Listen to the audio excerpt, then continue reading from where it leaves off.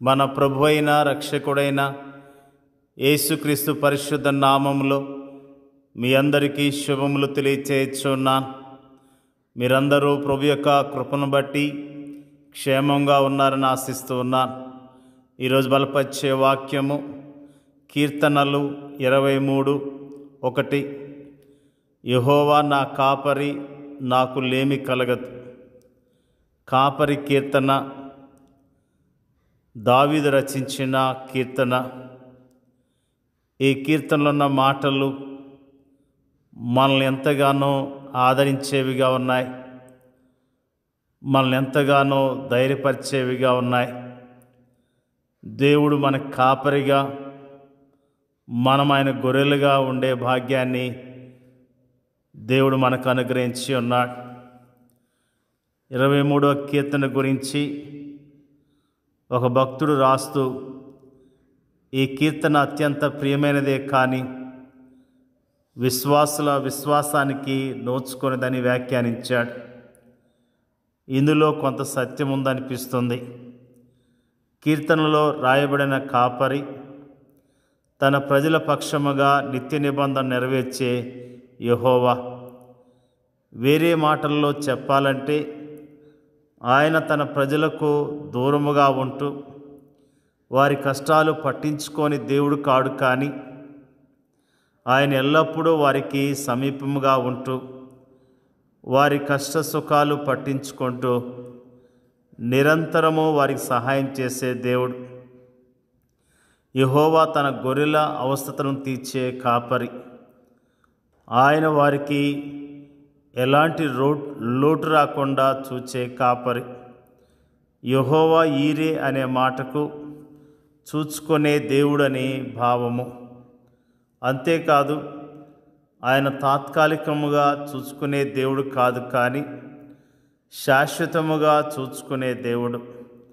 ఆయన మానవులకు మాత్రమే కాదు, ఆకాశ పక్షులకు కూడా అలానే చేస్తాడు.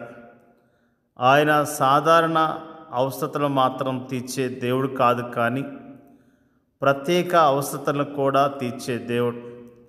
ఆయన పాపపు బలియాగమునకు గొర్రెపిల్లను సమకూర్చాడు. మన కాపరి మన అవసరతలన్నీ తీర్చాడు. ఇప్పటి అవసరతలను, నిత్యత్వపు అవసరతలను కూడా. ఈ లోకంలోనూ పరలోకంలో కూడా మనకు ఏ మేలును కొదువై ఉండదు.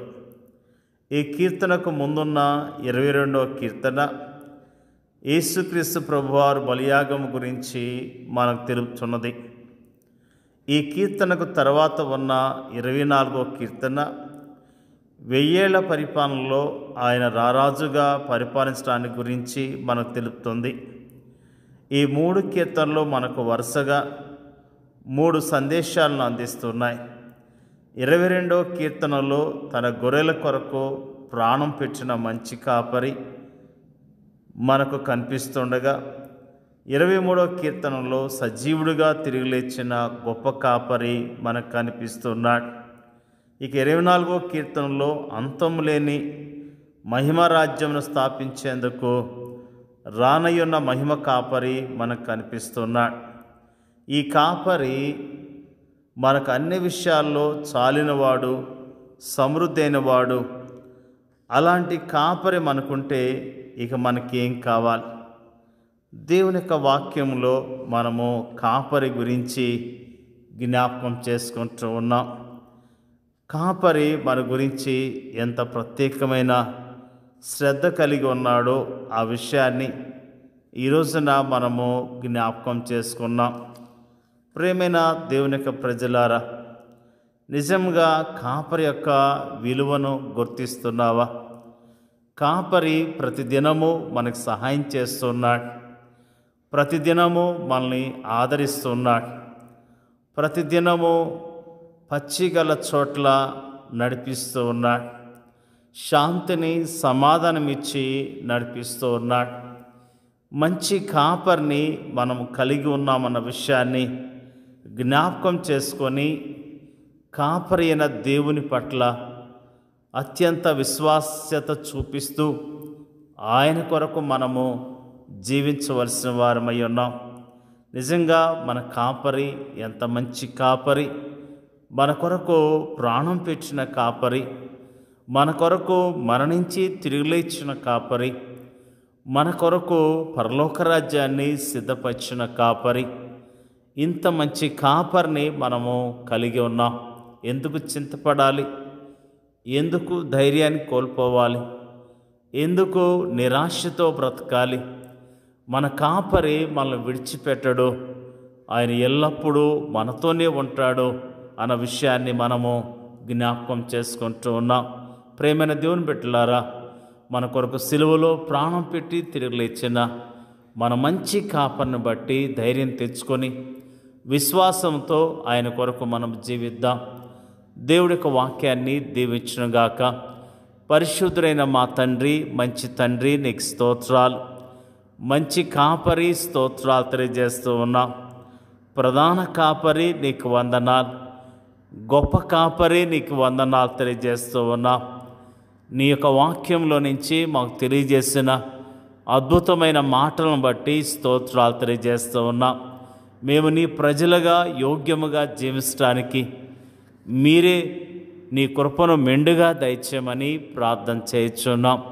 మరి ముఖ్యంగా ప్రార్థన చేయుచున్నాం తండ్రి, మా దేశాన్ని కనికరించండి, మా దేశ ప్రజలను రక్షించండి.